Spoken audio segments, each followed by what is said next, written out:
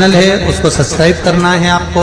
उसका एक कारण है, जो उपाय हम लोग कथा के माध्यम से बताते हैं, ये उपाय आपको YouTube के माध्यम से आपके मोबाइल पर पहुंच जाए। मत बता, पहले गया, फिर बद्रीनाथ की ब्रह्म कपाली, शास्त्र कह रहा, गरुण पुराण, स्कंद पुराण।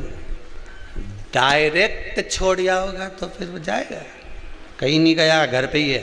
ओके, ऐसे नहीं जाऊं, माल टाल खवाया नहीं और छोड़िया ही माँ बद्री के साथ नहीं गया। ऐसा बहुत झंझट है साहब, ढेर सारा लोग झंझट में पड़ा हुआ है बहुत।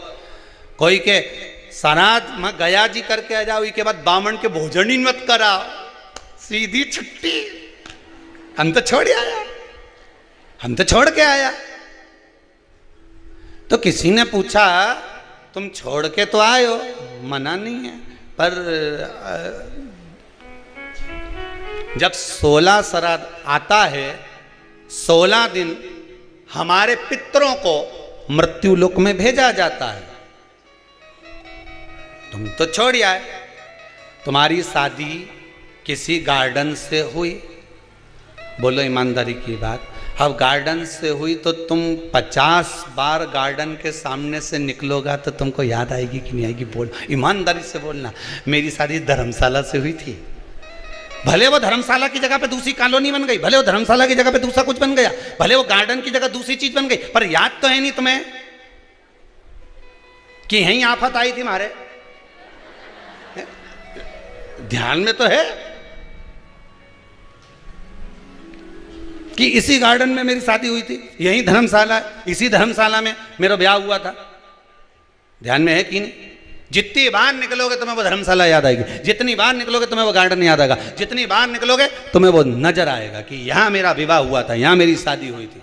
उसी तरह हमारे पूर्वज हैं, हमारे पितृ हैं, जब जब 16 श्राद्ध में मृत्यु लोक पर पितृलोक से आते हैं, सबसे पहले तुम्हारे ही घर पर जाते हैं, आस लगाकर, विश्वास लगाकर तुम्हारे ही दरवाजे पर जाकर कुछ मांगने का प्रयास करते, कुछ पाने का प्रयास करते तुम्हारे दरवाजे। ये फर्ज आपका है, ये फर्ज आपका है कि आप उनको दे रहे हो ना दे रहे हो। ब्राह्मण भोज तो कराना चाहिए, गौ माता को रोटी का दान तो देना चाहिए। शिव महापुराण की कथा यहां तक कहती है, समुद्र मंथन के समय पर देवता राक्षसों ने मिलकर जब मंथन किया, सुमेरु पर्वत को लेकर शेषनाग की नेति बनाकर जब मंथन करना प्रारंभ करा, मंथन करना जब प्रारंभ करते हैं, उस समय पर सबसे पहले अगर कुछ निकली है तो गौ माता निकली। क्या निकली है? गौ माता। कारण, गाय को निकालने का कारण केवल इतना था कि गाय का जो दूध निकलेगा, मंथन में जो विष निकलेगा, उस विष को जो पिएगा उसका कंठ जलेगा, और उस कंठ की जलन को गाय का जो दूध है वो जलन को रोक सकता है।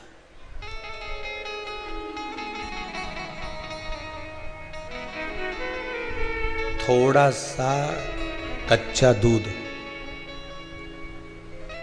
कच्चा दूध मतलब तपाया ना हो, आवाज बढ़ा, रिटर्न, थोड़ा सा कच्चा दूध, और अपन अमावस्या के दिन या पितृपक्ष में या ब्राह्मणों को या ब्राह्मण के बच्चे को अमावस्या के दिन दूध पिलाते हैं या दूध का गिलास देते हैं, तो वो पका हुआ नहीं रहता, वो पका हुआ नहीं रहता, वो कच्चा दूध है।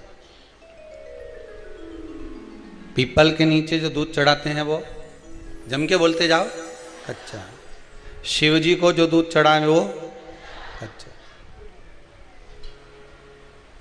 कहीं पूजन में अगर प्रयोग लिया जाए तो कच्चा। पका हुआ का वर्णन नहीं है कि पका हुआ दूध होना चाहिए, यहाँ तो कच्चे दूध का वर्णन है कि कच्चा दूध,